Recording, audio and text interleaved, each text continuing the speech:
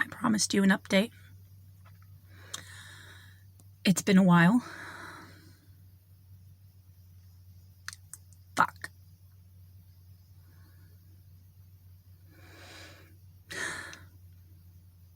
I've been postponing this video for a long time. Probably longer than I should have. At first, it was waiting for some help with the local news stations, and then it became something so much more. So, I'm in the quietest place in my house, my car, to give you that full story that I promised you of what happened at the mall. No details left out. I'm not going to sugarcoat what happened. I am going to give you the full story. The one that should have been told in the beginning. And my absence, where I've been and why. On May 7th of 2024, we were happily 7 months into our lease with Valley West Mall. I came in to open the store as per usual around noon, and as soon as I got to the back, all I could hear was running water. I went into my bathroom to check there first because we've had water problems since we signed the lease in September of 2023. And the grout was wet underneath the tile, but I couldn't see any water. So I went out into the corridors, the back hallways, and there was just a torrential downpour in between my unit and the unit next door to me, which was Live, Love, Pole. I might have that wrong, and I apologize, Felicia, if I do, and you're watching this. I love you, I swear. I am sometimes bad with names. But anyways, as I'm going back through my unit to get my phone to call security and the mall office to get help, I stopped dead in my tracks because in our conference room, some of our ceiling tiles had caved in and there was a 10-foot puddle of water. Just a 10-foot ring of water in our carpet. Okay. I called security and they came down, and then I went and got the mall staff. Acting general manager CJ came down, and while she looked at it and said, fuck, I started to freak out because I'm prone to panic attacks, and I was told to calm down and that I was overreacting. But she got to say fuck and be upset. So, CJ said, well, I'll have Ben, who's a leasing manager, bring you some fans to help you dry up the carpet. I sat there the rest of the day. They hung out for maybe an hour, got the water to stop 4 hours later. But I waited a whole 6 hours in the dark because the water had come through our electrical system and our HVAC system. So I didn't turn any lights on. I didn't turn anything on. I turned the HVAC off. Sitting there sweltering. And nobody came back. If it wasn't for the help of my friends, Lauren Joyner, I'm talking to you, and my loving husband, the carpets probably would have molded first because my husband went and bought 2 fans, and then Lauren, our lovely arts lady, she brought us 2 fans. So we did the adult thing and started to clean up the mess. We dried out the carpets. I spent 17 hours on my hands and knees with my little handheld carpet cleaner, my SpotBot, cleaning all the water that they said was clean, but it came out completely black. It took me 17 hours just to get that 10-foot circle clean on my hands and knees. So this is 3 days later. We're on a Friday now. I'm sorry. It was the next day that Ben actually brought me a fan. And it was a fan that blows up one of those inflatables, but it's a fan nonetheless. So I then had 5 fans. By Friday, no one had been in to actually check on me or the damage. I had been asking for insurance information, and every time I asked for it, I was shut down or flat out refused because nobody would tell me whose insurance I needed to call. Was it the mall's fault, or was it the new leasee upstairs trying to open a Mediterranean restaurant? I still don't know. So by that Friday, nobody had helped me clean anything up. There were still water spots popping up.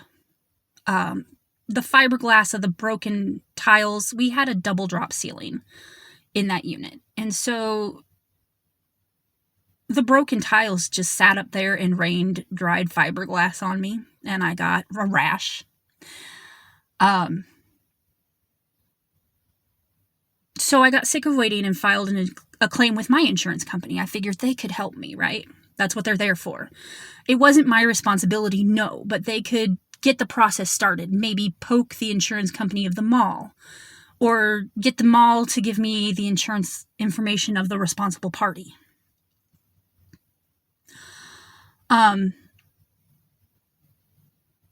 And it was at that point that I also informed the mall that I filed an insurance claim. I wasn't going to get sick from mold.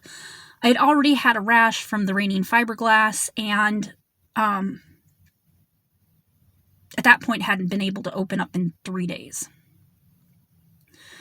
Because my store smelled like water, and the raining fiberglass near the HVAC system, I care too much about people to get other people sick. I'm sorry. So I didn't want anybody in there. I was getting sick. Granted, I'm highly susceptible. Had asthma all my life, as long as I can remember. And a compromised immune system, and just another plethora of health problems that you don't need to know about or you don't want to listen to at this point. But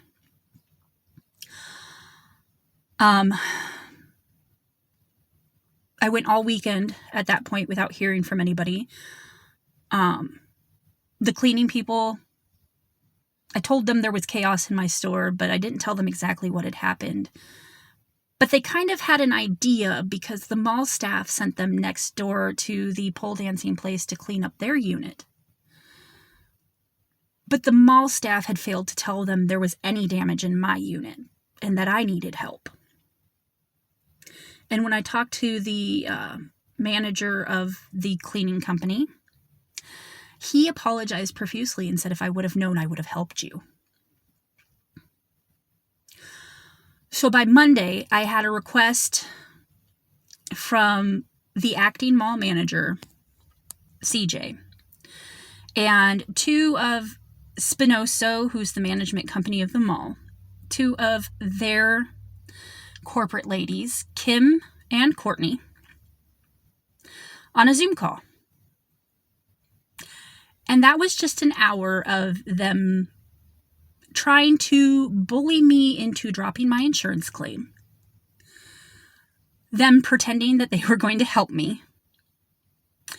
And when I finally got a chance to speak, I told them everything and refreshed CJ's memory on some of the things that had been said to me with previous water problems. Like, I needed to stop listening to the other tenants and think for myself, or to calm down when I'm having a panic attack because my store is flooded. I want to point out my husband gave up all of his vacation time to help us renovate that store and bring it up to OSHA codes and fire codes just so we could open. That store, it literally had blood, sweat, and tears in it from us. It's a journey to get that going. And had I known this was going to happen, okay, let's be honest, I never could have known. But so by that point, we're into day 7. And the smell is starting to come through the HVAC system. When I turn it on, it smells wet. There's water in it somewhere. I had a contractor come out and do an estimate. And he came back with $3,600 to repair our unit. That's to stop any mold from growing. That's replacing carpets, replacing the busted ceiling tiles, making sure the electrical was okay, and repairing damaged tiles in the bathroom. Because, that grout got wet underneath. Those tiles are loose now. And it was at that point that I was still trying to reach out to corporate office and mall staff to inform them of what was going on. And it took one of the cleaning guys to tell me that CJ had told everybody, and when I say everybody, I mean security, cleaning staff, mall staff, that they were not to talk to us. I had security and cleaning people passing by my unit every 30 minutes for 3 days straight. Here we are at day 10. We only made it 12 days after the flood. So by day 10, nobody's talking to me. Nobody's responding to my phone calls. Nobody's responding to my emails. I'm trying to get the mall staff to help in some way or shape or form. We're adults. Give me the insurance information so I can file the claim through your insurance or the insurance of the guy who's opening the place upstairs. I don't know, because one person told me it was the mall's pipes and another person told me it was the guy upstairs. Both of them, well, one story came from CJ and the other came from Ben, the leasing manager. So I still don't even know what happened, but by day 10 I had mold. I'm getting sick. Our VP, Annie, if she could prove she got mold poisoning from being in that unit, I'm sure we'd have a whole nother legal battle, but we both got sick from mold. And that was the point we got served an eviction notice. Now, not going to lie, we're a nonprofit. We were behind on our rent. By the time they served me the eviction notice, I had the money to pay all the rent, but I withheld it because the claims adjuster for my insurance company told me that after seeing all the damage and the mold and the condition of the corridors, that I needed to get a lawyer and get out. That was devastating to hear. Like, so fucking devastating. So we spent the next 2 days packing up stuff and moving them out, and mall staff had security posted outside of my unit for 2 days while we packed and moved. We're talking the 18th and the 19th, because our last day was the 19th. The 19th, we had everything out. We locked it for the last time, put up a sign that said, "Sorry, we're moving," and left.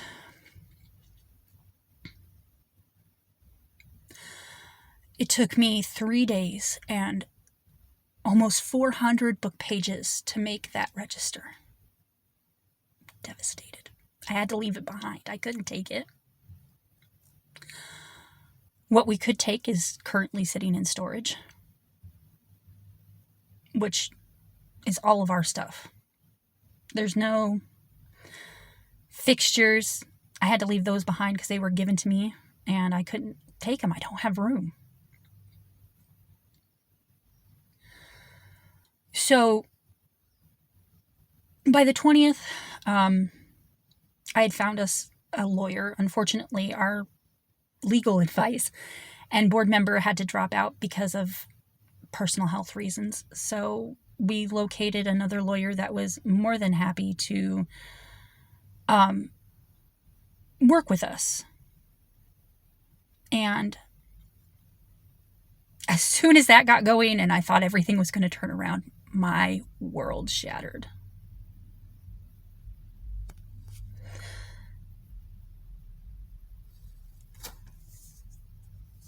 Sorry for the music in the background. That's probably my husband coming home for the day. My mom got really sick.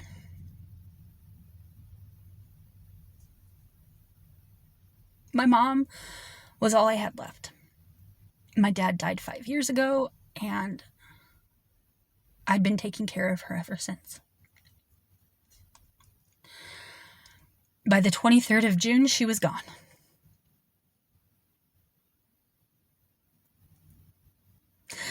Everything I had left was gone. My will to keep going. She was my cheerleader.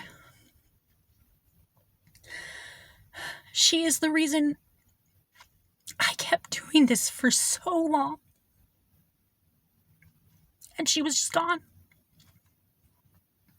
And I dropped off the face of the planet. I didn't know who I was without her. I still don't know who I am without her. But after I got out of my hole,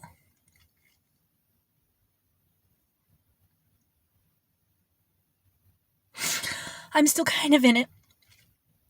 Half in, half out. But I'm starting to come out.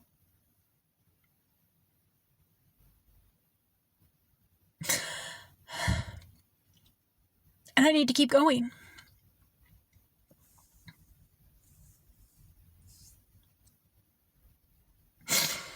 She would have wanted me to keep going. So here I am with this update video telling you I'm going to keep going for her. I'm going to keep going for her. And all I can do is ask. I know a buck is hard to come by once in a while, especially in 2024. So share. Maybe there's somebody on your friends or family on social media that can help. We have a writers group called Shut Up and Write that depended on us for a place to meet. We have a book club that needs a place to meet. We have a creative community across the globe that is homeless right now. And this is what I've spent the last 15 years of my life building. So I implore you after watching this video, please. Sorry.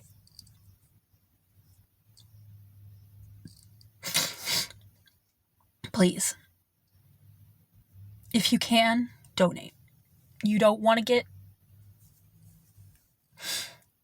nothing in return? Fine. We have a coffee fundraiser. Get some yummy coffee. There's tea.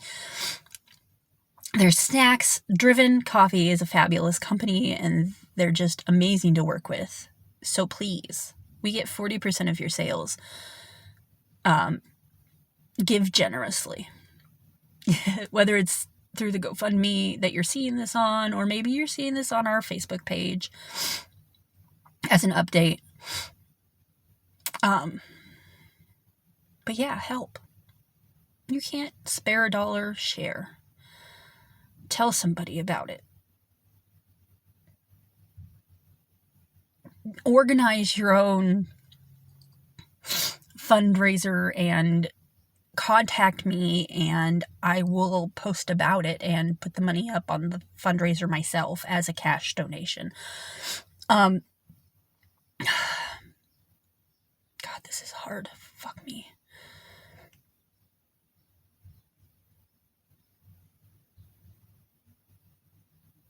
help me keep alive the one thing that I did that my parents were so proud of. I think it's the only thing I've ever done in my life that I haven't completely screwed up other than my kids. I have a love of writing. I have a love of books. And I don't want to watch that die. I don't want to watch our country ban everything. I don't want to watch all these beautiful self-published books or books published by small presses disappear into nothingness. Give what you can. Share if you can't. Thank you for listening. Just so you can get a better idea of what we went through, I will be posting the videos from my phone that I took daily, from the day it happened to the day we left. So there's 19 days worth of videos, or not 19, I'm sorry, 12 days worth of videos documenting everything we went through and all the damage. I will not be posting the hour-long Zoom call. I have enough respect for myself, basically, not to post that. And sorry, I needed a tissue. But I'm not going to post that. If you'd like to hear it, I'm more than happy to share. Maybe I'll do a live and we'll play it. But all of that will be posted on our Facebook page, IABE515. If you want to follow more of what's going on, or what happened. But that's what happened. The mall flooded our unit and then kicked us out for filing an insurance claim. And now we're just trying to rehome. To everyone who's donated so far, and there have been a few donations so far before I dropped off the face of the planet, thank you. Thank you so much. There's not enough words to tell you how grateful I am. We are a board. We are a nonprofit. We are thankful for your support. Again, please share our story. Donate if you can. But either way, no. I choose to love you. All of you. Even if you don't know me, even if you're just watching this for the first time, I choose love. I choose love every time. And with that being said, I love you guys. Have a great rest of your day. I'll be thinking of you. And I thank you for your time, for watching this, for donating, for sharing, for caring. Thank you.